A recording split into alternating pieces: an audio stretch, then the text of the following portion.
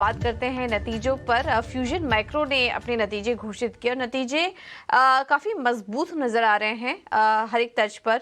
अगर interest income की बात करें तो वहाँ पर 24% की ग्रोथ दर्ज हुई है, मुनाफे में 32% की ग्रोथ और ग्रॉस एनपीए नेट एनपीए दोनों ही फ्रंट पर सुधार देखने को मिला। हालांकि फ्यूजन माइक्रो आज 5% नीचे ज़रूर है स्टॉक, लेकिन नतीजे मजबूत नज़र आ रहे हैं। नतीजों पर और ज़्यादा चर्चा कर लेते हैं। हमारे साथ कंपनी के एमडी और सीईओ देवेश सचदेव जी जुड़ चुके हैं। Devesh ji, thank you so much इची नाउ स्वदेश को समय देने के लिए।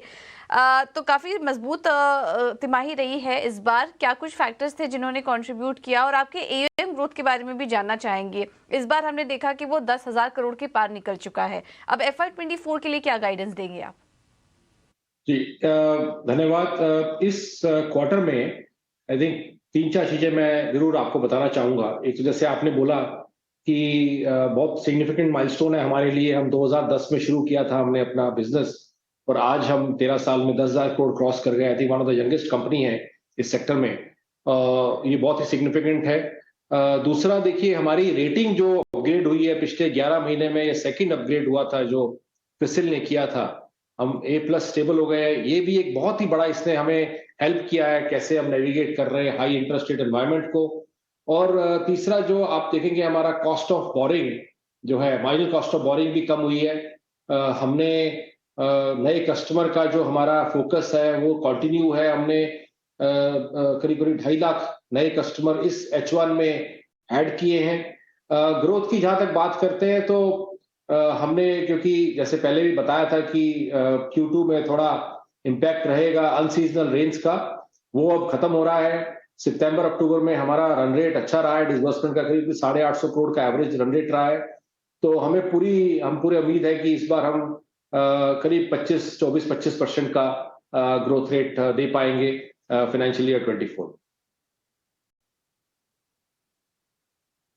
ब्रोकरेज आपके ऊपर काफी बुलिश दिखाई दे रहे हैं। आपके अभी क्रिसिल में हमने हाल फिलहाल में देखा कि एक रेटिंग अपग्रेड देखने को मिली। लगातार 11 महीने में ये दूसरा अपग्रेड था। आने वाले समय के लिए कॉस्ट ऑफ बोरोइंग्स, मार्जिन के फ्रंट पर किस तरह का आउटलुक आप शेयर करेंगे? जी, देखिए पहले मैं निम की बात बताता हूँ। मार्जिन जो है, नेट इंटरेस्ट मार्जिन, जो हमने पहले से ही गाइड किया था कि जब हम लास्ट ईयर आईपीओ के लिए आए थे कि निम हमारा एक्सपैंड होगा, क्योंकि प्राइसिंग रिजीम चेंज हुई थी, उसका इम्पैक्ट धीरे धीरे आएगा। Q3 Q4 में दिस फाइनेंशियल ईयर में वो एक पीक पे पहुंचेगा, और वैसे ही चल रहा है। अभी हमारा निम 11.12 है, और अगले 2 क्वार्टर में आप देखेंगे ये करीब करीब 11.3 से 11.5 के बीच में आ जाएगा। उसके बाद फिर हम कॉल लेंगे। तो वो निम हमारा जो गाइडेंस के अकॉर्डिंग ही चला है, जैसा हमने बोला था। दूसरा, जो आपने कॉस्ट ऑफ बोरिंग की बात करी है, देखिए एनवायरनमेंट अभी भी अनसर्टन है। दो अभी कुछ 2-3 एमपीसी के बाद से रेट नहीं बढ़ाया है हमारे सेंट्रल बैंक ने, बट मैक्रो माइक्रो को देखते हुए अनसर्टन है। बट मैं आपको इतना बता सकता हूं कि जो अभी करंट सैंक्शन हमने इस महीने और लास्ट महीने मिली हैं, बड़ी बड़ी सैंक्शन मिली है हमें एसबीआई से, HDFC bank, axis bank, Kotak bank, yes bank, SIDBI से। वो सब हमारे को बेटर रेट में मिली है। तो मुझे उम्मीद है अगर मैक्रो में कुछ चेंज नहीं होता है, इंटरेस्ट रेट में कुछ ज्यादा चेंज नहीं होता है, तो हमारी कॉस्ट ऑफ फंड इस Q3 में थोड़ी कमी नजर आएगी। बाकी आपको पता है ये पूरा एनवायरनमेंट थोड़ा अनसर्टन है। आप पक्के तरीके से कुछ नहीं बता सकते, बट हम पूरी कोशिश कर रहे हैं कि हम इसको अच्छी तरह से नेविगेट। देखिए 250 बिप्स बढ़ाया है हमारे रेगुलेटर ने इस इंटरेस्ट रेट साइकिल में, और हमारे ऊपर देखिए 65 बिप्स का ही इम्पैक्ट आया है। 60 से 65 बिप्स का इम्पैक्ट आया है कॉस्ट ऑफ फंड में हमारे उस पर, क्योंकि हमारा लायबिलिटी मैनेजमेंट बड़ा हमने रॉबस्ट है। जो हमारा एंगेजमेंट है हमारे लेंडर्स के साथ, हमारा परफॉर्मेंस अच्छा रहा है। हमारा कैपिटल देखिए आप, कैपिटल एडिक्वेसी अराउंड 28-29%, बड़ा स्ट्रॉन्ग कैपिटल है। और बड़े ही चैलेंजिंग एनवायरनमेंट में हमने आईपीओ किया था। सारे मैट्रिक्स ठीक चल रहे हैं, तो हमें उम्मीद है कि हम इसको इसी ट्रैजेक्टरी में आगे चलेंगे। जी, प्रशांत बात कर रहा हूँ, बहुत बहुत स्वागत है आपका। और ज़रा एनआईएम पे हम फोकस करते हैं, और यहाँ पर एक इम्प्रूवमेंट साफ तौर पर नज़र आई, 11% के ऊपर है। आपने पहले भी संकेत दिया था कि जो एनआईएम है वो स्टेबल होने से पहले और सुधार की जो है वहाँ गुंजाइश आपको नज़र आती है। अब आगे जो है वो एनआईएम पे आपका क्या आउटलुक बन रहा है, और FY24 के एंड होने तक क्या लेवल्स आप देख रहे हैं?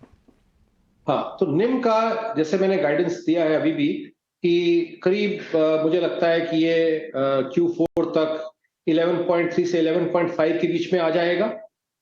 हम उसके बाद अगर हमें लगेगा कि हम आगे जो है गाइडेंस उसका उसके बाद ही देंगे। अभी जो हमारा पिछले साल जो हमने बोला था वो एज पर हमारे बिल्कुल गाइडेंस जो ट्रेजेक्टरी है उसी तरह से चल रही है, तो यहाँ पहुंच जाएगा। उसके बाद देखिए बहुत सारे फैक्टर्स हैं, कॉस्ट ऑफ फंड का में अभी स्टेबिलिटी रहती है, बढ़ता है या पिवट होता है, वो सब अभी आपको देखना है, क्योंकि अगले 2 क्वार्टर में भी मैक्रो अभी आपने फेड की कमेंट्री भी सुनी और अभी एमपीसी की भी आप लगातार नोटिस कर रहे हैं। तो अभी कुछ भी आप श्योर नहीं है कि आगे जाके इंटरेस्ट रेट एनवायरनमेंट क्या रहेगा। हम अपनी तरफ से जैसे मैंने बताया कि पूरी कोशिश कर रहे हैं कि हमारा कॉस्ट ऑफ फंड में इंपैक्ट नहीं आए, क्योंकि हमारे को बड़े लार्ज जो सैंक्शंस मिल रहे हैं बेटर रेट में मिल रहे हैं, तो हम आई थिंक बेटर मैनेज कर रहे हैं इस पूरे एनवायरनमेंट को। पहले हमारा पड़ाव यही है कि हम एक बार 11.3 से 11.5 के बीच में आ जाएं निम को, फिर उसके बाद एनवायरनमेंट को देखते हुए आगे देखते हुए हम कॉल लेंगे। शुक्रिया करेंगे देवेश जी, आपका हमसे जुड़ने के लिए, समय देने के लिए और हर पहलू पर खुलकर बात करने के लिए, तमाम आंकड़े हमारे सामने रखने के लिए और आगे आपके कारोबार के लिए और भविष्य के लिए ढेर सारी शुभकामनाएं आपको।